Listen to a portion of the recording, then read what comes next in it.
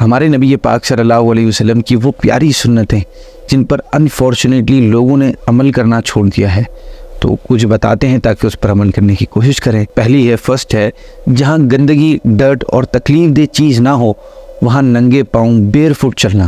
Number 2، کھانا 3 انگلیوں سے کھانا۔ نمبر 3، مسواک کرنا۔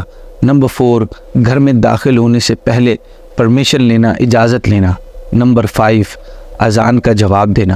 نمبر 6، بچوں کو بھی سلام کرنا۔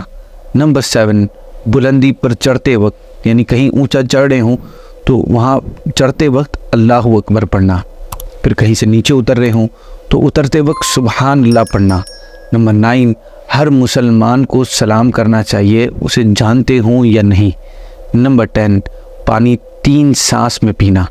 نمبر 11، پانی بیٹھ کر پینا۔ نمبر 12، مسلمان سے مسکرا کر ملنا۔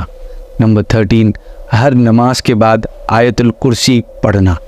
نمبر 14، سونے سے پہلے سورہ اخلاص، سورہ فلق اور سورہ ناس پڑھنا۔ نمبر 15، کھانے کو کرٹیسائز نہ کرنا۔ یہ بڑی ہی کمال کی اور بہت ہی امپیکٹفل سنتیں ہیں جو کہ انفارچونیٹلی لوگ آج کل اس پر عمل نہیں کر رہے۔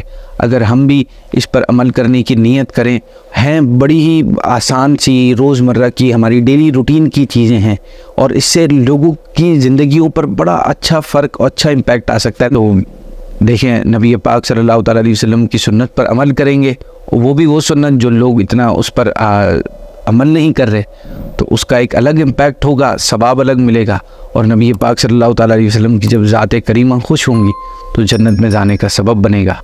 جزاک اللہ۔ السلام علیکم ورحمۃ اللہ وبرکاتہ۔